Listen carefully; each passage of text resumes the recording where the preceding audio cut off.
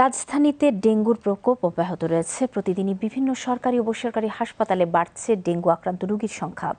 বিশেষজ্ঞরা বলছেন, দ্রুত শনাক্তকরণ, সময়মতো চিকিৎসা এবং মশা নিয়ন্ত্রণে কার্যকর পদক্ষেপই হতে পারে মৃত্যু ঝুঁকি কমাতে। এদিকে ডেঙ্গু প্রজনন ধ্বংসসহ ঢাকা উত্তর সিটি কর্পোরেশনের বেশ কিছু পদক্ষেপ নিয়েছে বলে জানান প্রতিষ্ঠানটির প্রধান স্বাস্থ্য কর্মকর্তা। সুরাইয়া মুন্নির রিপোর্টে বিস্তারিত।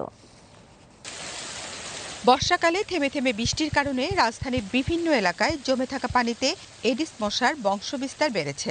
ফলে হাসপাতালগুলোতে ডেঙ্গু আক্রান্ত হয়ে প্রতিদিনই নতুন রোগী ভর্তি হচ্ছেন। শিশু, বয়স্ক এবং দীর্ঘমেয়াদী রোগে আক্রান্ত ব্যক্তিদের ক্ষেত্রে ঝুঁকি তুলনামূলক বেশি। তারা বিভিন্ন জটিলতা নিয়ে হাসপাতালগুলোতে আসছেন। জ্বর ছেড়ে গেছে, কিন্তু ওনার ব্লাডিং কমে গেছে আর কি। জ্বর আর মাজা ব্যথা কিছুতেই ভালো হয় না, আর কাশ। আমার আম্মুর সমস্যা হলো যে কাশিতে সমস্যা অতিরিক্ত এবং মাজা ব্যথা, জয়েন্টে জয়েন্টে ব্যথা। 15 দিন পরে মানে ব্যথা কমছে আর কি। এরপরে 21 দিন পর্যন্ত ব্যথা ছিল, কম ছিল। 15 দিনে মানে যেরকম ছিল প্রথম দিন থেকে ওরকমই ছিল 15 দিন পর্যন্ত। হাত পাও নাড়াচাড়া করতে পারতাম না।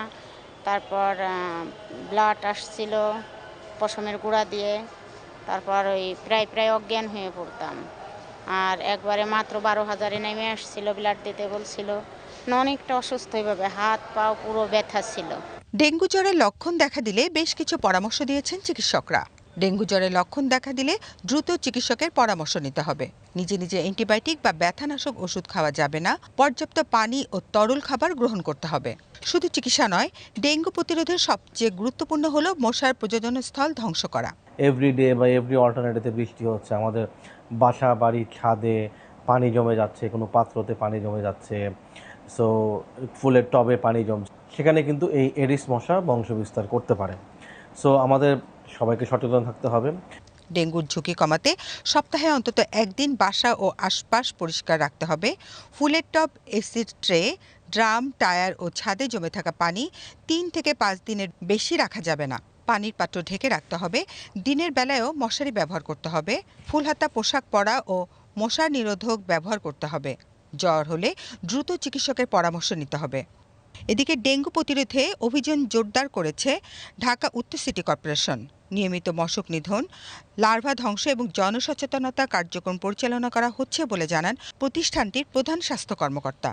উত্তর সিটি কর্পোরেশনের গৃহীত পদক্ষেপের মধ্যে রয়েছে ওয়ার্ড ভিত্তিক লার্ভা ধ্বংসে বিশেষ অভিযান, নিয়মিত ফগিং ও ক্র্যাশ প্রোগ্রাম পরিচালনা, এডিস মশা প্রজননস্থল চিহ্নিত করে ধ্বংস ও বাড়ি নির্মাণাধীন ভবন প্রতিষ্ঠান পরিদর্শন। ঢাকা উত্তর সিটি কর্পোরেশন এবার সবচাইতে জোর দিয়েছে জনগণের পার্টিসিপেশন বা নাগরিকদেরকে এর সাথে এঙ্গেজ করার জন্য। যত সাকসেসফুলি আমরা নাগরিকদেরকে এই কাজে এঙ্গেজ করতে পারবো, এডিস মশা নির্মূল বা ডেঙ্গু নিয়ন্ত্রণ তত সাকসেসফুলি হবে।